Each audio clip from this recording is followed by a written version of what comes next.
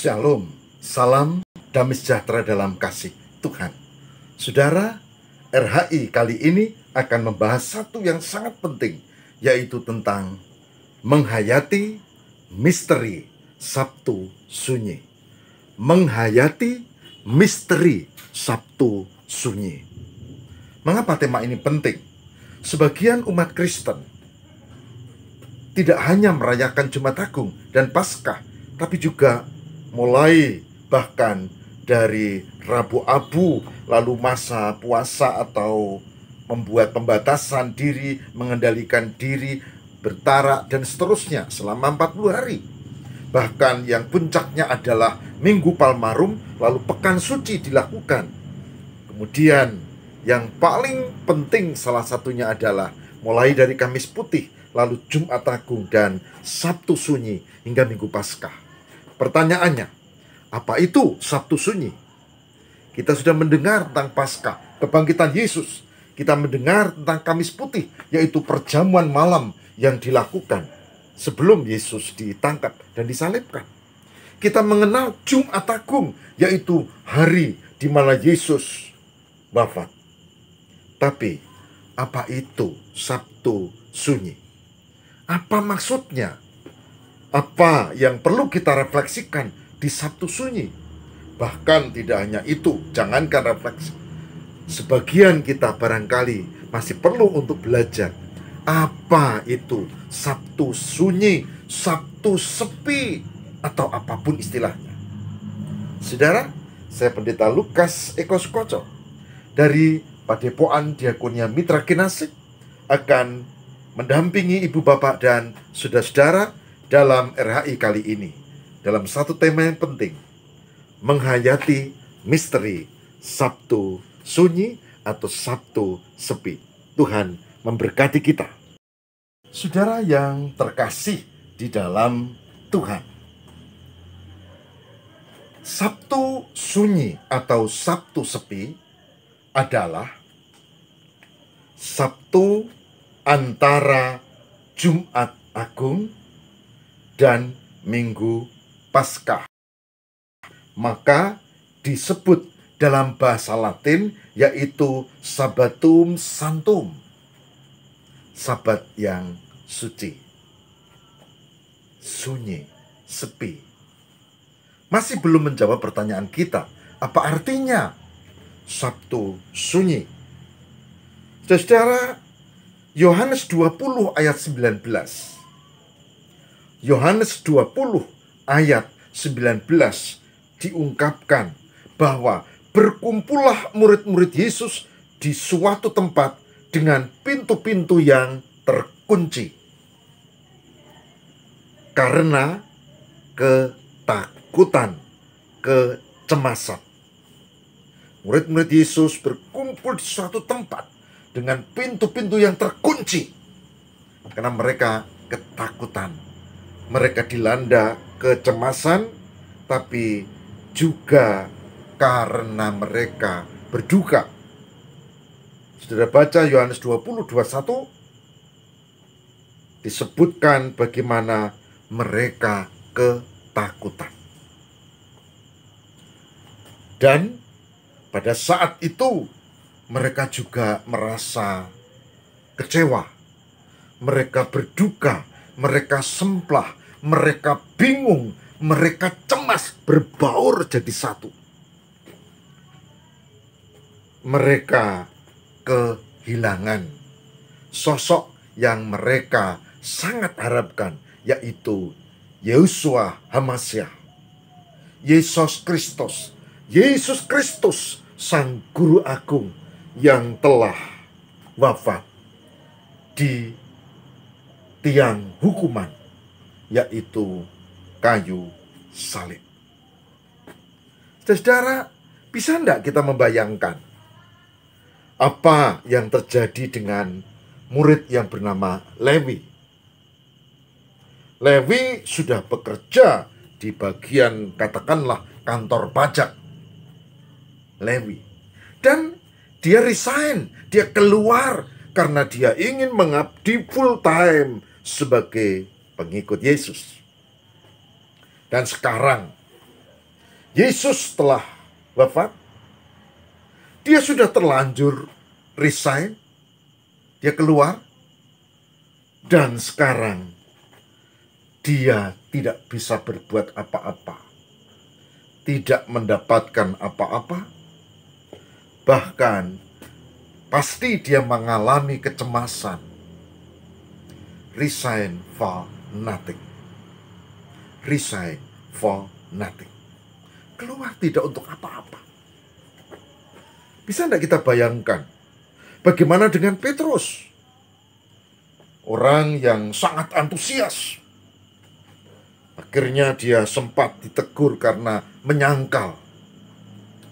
Petrus merenung.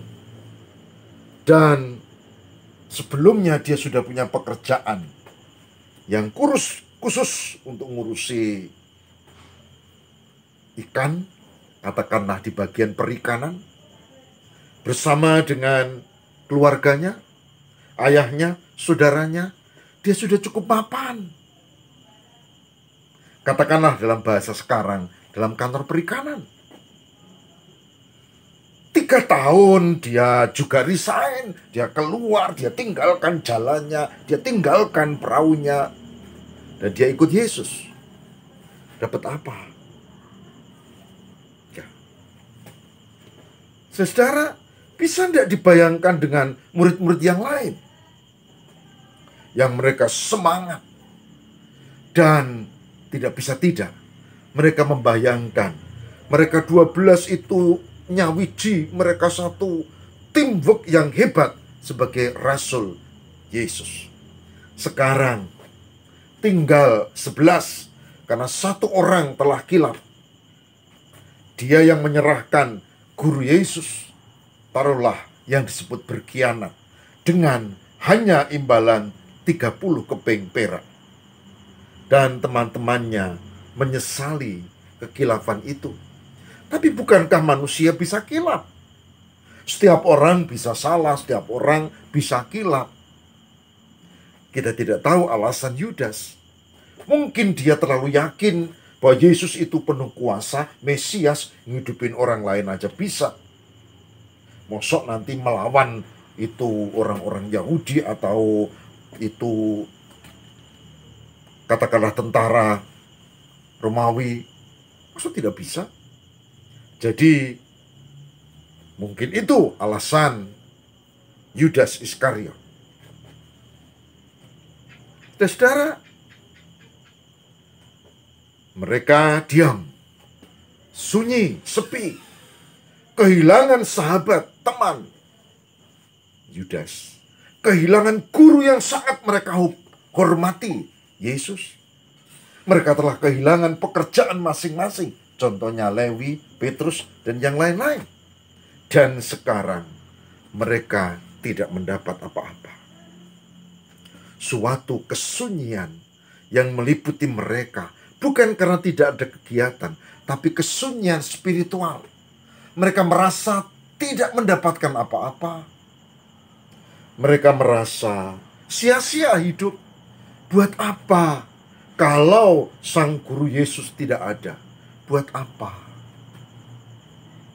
Kesunyian melingkupi mereka. Kesunyian yang sangat menakutkan, bahkan mengerikan. Itulah sebabnya disebut Sabtu Sunyi. Saudaraku yang terkasih di dalam Tuhan, itulah sebabnya setelah Jumat Agung, sebelum Minggu Paskah, Sabtunya ini disebut Sabtu Sunyi. Karena para murid, para rasul, juga Ibu Maria, bahkan murid-murid perempuan, bahkan orang-orang yang dulunya berteriak, salibkan dia, mereka menyesal, pulang dengan memukul-mukul diri.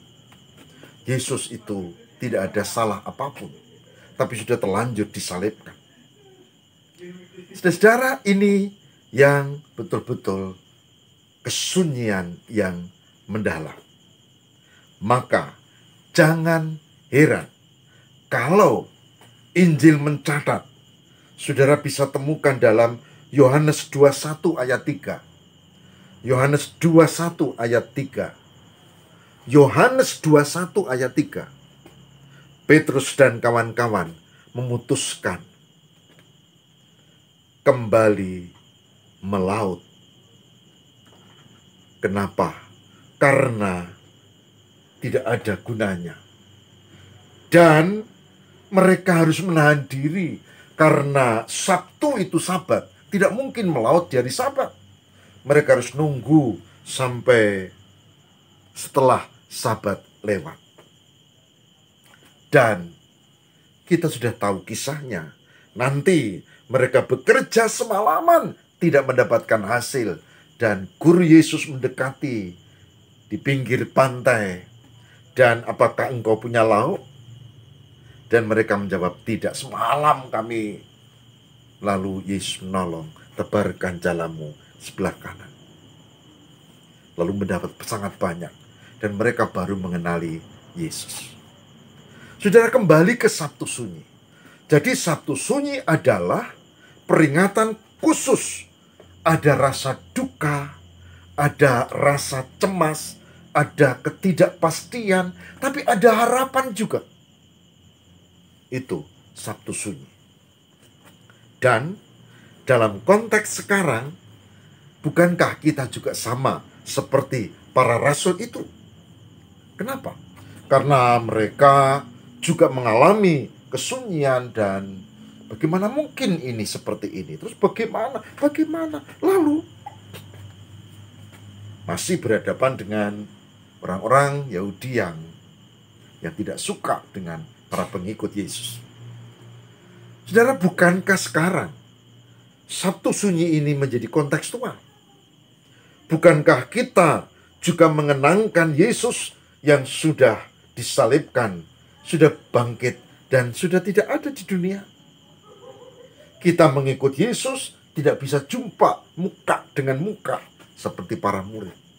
Bahkan tidak jarang kita sudah mengikut Yesus serius, tapi kita juga punya ketakutan dan persoalan.